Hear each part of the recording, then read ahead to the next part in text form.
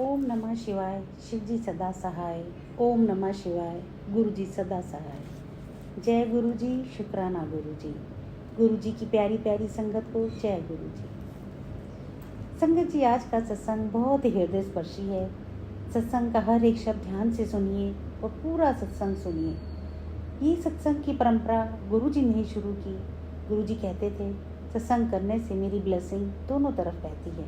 जो सत्संग करता है उसका भी कल्याण होता है और जो सत्संग सुनता है उसका भी भला होता है।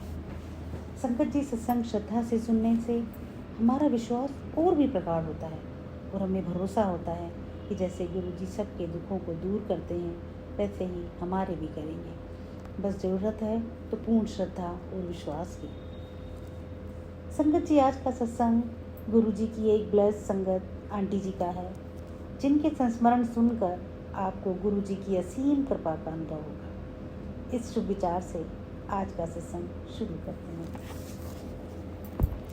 आंटी जी कहती हैं, मैं उन कुछ भाग्यवानों में हूँ जो प्रभु की उपस्थिति और कृपा पाकर धनी और कृतज्ञ होंगे। इस प्रभु को हम गुरु जी के नाम से जानते हैं।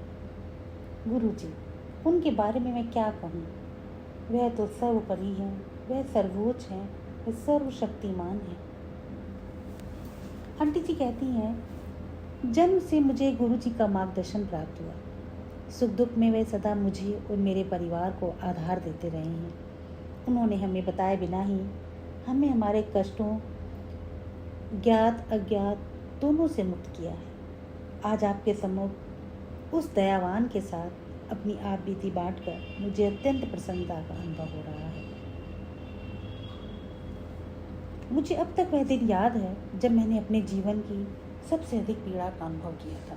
मैं 15 वर्ष की थी और हम जालंधर में रहते थे। स्नान करते हुए अचानक मुझे अपने पेट के निचले हिस्से में अत्यधिक दर्द हुआ। वेदना इतनी अधिक थी कि मैं खड़ी भी नहीं हो पा रही थी। मैं वहीं स्नान कक्ष में लेट गई थी और अपनी माँ को पुकार रही थी। स्वाभाविक रूप से सबको तुरंत गुरु जी की याद आई, जो उन दिनों पंचकुला में थे और वहीं पर संगत करते थे। हम उसी दिन पंचकुला के लिए चल पड़े। चंडीगढ़ पहुंचकर गुरुजी के पास जाने से पहले हमने पीजीआई और कुछ अन्य निजी केंद्रों में परीक्षण करवाना उचित समझा।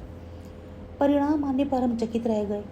मेरे गर्भाशय में एक गांठ थी जो फूट गई थी और उससे विषैला पदार्थ निकलकर शरीर में फैल रहा था। यदि उसे नहीं निकाला जाता तो वह प्राणघातक सिद्ध होता। चिकित्सकों ने तुरंत ऑपरेशन कराने को कहा तो हमने मना कर दिया। उसी शाम हम गुरुजी के पास पहुँचे और उनको स्थिति से अवगत किया। उन्होंने अपनी सर्वप्रसिद्ध मुस्कान देते हुए चिंता मुक्त होने को कहा। उन दिनों वे पान के पत्तों को अभिमंत्रित कर रोग के स्थान पर रख देती है। यह गुरुजी की शल्य क्रिया थी। मुझे लिटाकर उन्होंने वैसा ही किया। 10-15 मिनट विश्राम करने को कहा। उसके पश्चात उन्होंने मुझे अगले दिन पुनः परीक्षण करवाने को कहा। उनमें विश्वास और आस्था बनाए रखते हुए मैंने वैसा ही किया। यद्यपि मुझे परिणामों का ज्ञान था, चिकित्सकों के अवाक चेहरों को देखकर मुझे अपने ईश्वर गुरु जी पर पूर्ण विश्वास हो गया। परीक्षण में 20 घंटे पहले आई हुई वो गांठ या विषैले पदार्थ का कोई चिन्ह नहीं था। प्रसन्नता के साथ होने वाले अचंभे को हम रोक नहीं पा रहे थे।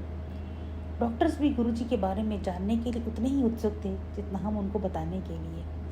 उसके उपरांत उन चिकित्सकों की भी आध्यात्मिक यात्रा की शुरुआत हुई। उस दिन शाम को मैं फिर उनके पास गई। जैसा कि सब जानते हैं कि उनको कुछ भी बताने की आवश्यकता नहीं थी। उन्हें इसका ज्ञान पहले से ही था। उन्हें अपनी कृतज्ञता प्रकट करने के लिए हमारे पास शब्द नहीं थे, पर वह ये नहीं चाहते। उन्हें केवल हमारा प्रेम और निस्वार्थ आस्था चाहिए, जिसके साथ हम परम आनंद की कठिन यात्रा पर अग्रसर होते रहें। जब मैं छोटी थी, मेरी दादी जी को हृदय का दौरा पड़ा था। वह सीएमसी लुधियाना के चिकित्सालय में दाखिल थी। कई चिकित्सकों से सलाह करने के बाद उन सब का एक ही निर्णय था। उनकी स्थिति दिन प्रतिदिन बिगड़ रही थी, उनका उपचार संभव नहीं था। उनकी नाड़ी 160-190 के बीच में रहती थी। उनके फेफड़ों में पानी भरा हुआ था और उनकी छाती फूल गई थी। वह बेहोशी की अवस्था में थी। गुरु जी उन दिनों जालंधर में संगत किया करते थे। चिकित्सकों के प्रतिकूल निर्णय सुनकर मेरे पिताजी ने मुक्तिदाता गुरु जी से बात करने का निर्णय लिया।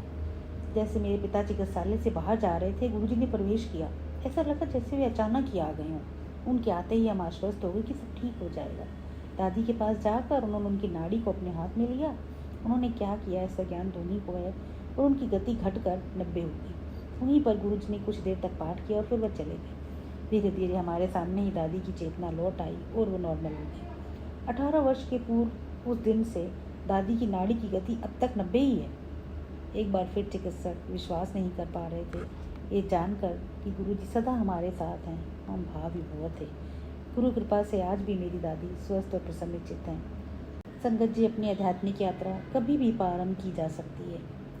हम उसे अभी इसी क्षण शुरू कर सकते हैं और अपने जीवन में परिवर्तन ला सकते हैं। गुरुजी सच्चे भक्त की सहायता करने को सदैव तैयार हैं। हम उस शाश्वत आनंद का मीठा अमृत कभी भी ग्रहण कर सकते हैं, क्योंकि हमारे परमात्मा, हमारे गुरु सदा हमारे साथ हैं। उन्होंने मुझे उस अनंत सत्य अवस्था को ग्रहण करने के लिए जागृत किया और स्वयं उस मार्ग पर ले जा रहे हैं। उनसे प्रेम करने का अर्थ परमात्मा से प्रेम करने के समान है। इस सत्संग के साथ संगत जी, मैं अपने शब्दों को विराम देती हूँ। जय गुरु जी, शुक्राना गुरु जी, लख लख शुक्राना मेरे मालिक। ओम नमः शिवाय, शिव जी सदा सहाय। ओम नमः शिवाय, गुरु जी सदा सहाय।